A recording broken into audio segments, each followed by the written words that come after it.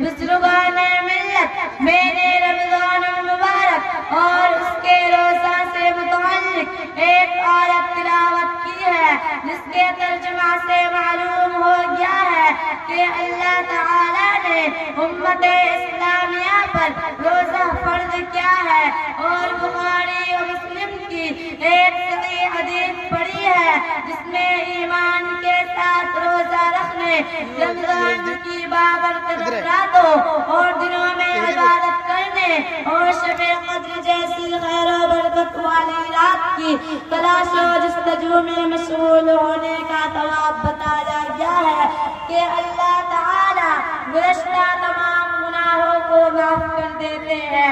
ایک صاحب ایمان شخص کے لیے یہی کافی ہے کہ روزہ کی فرضیت معلوم ہو گئی اور روزہ رکھنے کا اجر و ثواب معلوم ہو گیا، پھر کیا ہے عمل میں لگ جائے۔ لیکن اس موقع پر ضرورت محسوس ہوئی کہ آپ حضرات کے خدمت میں رمضان شریف کے فضائل و برکات اور روزہ کی خصوصیت و ضرورت، برکت و رحمت کے بارے میں کچھ تفصیل سے ذکر کروں۔ ہو سکتا ہے کہ اللہ تعالی ہم جیسے نام نہاد مسلمانوں کو روزہ رکھنے اور اس پر عمل کرنے کی توفیق نصیب فرمائے۔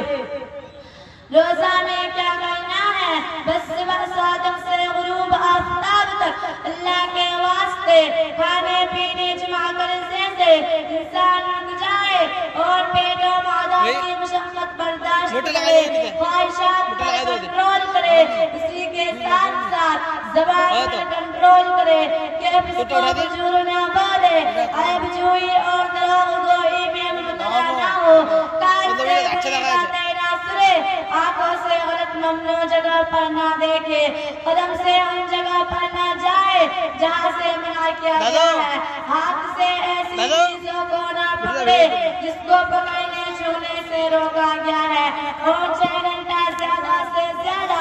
8 گھنٹے تک ایسا کرنا کوئی مشکل کام نہیں ہے۔ انسان تو اپنے کاروبار کے لیے نہیں، وما علینا الا البلاغ۔ ماشاءاللہ ماشاءاللہ، بہت خوب بہت خوب۔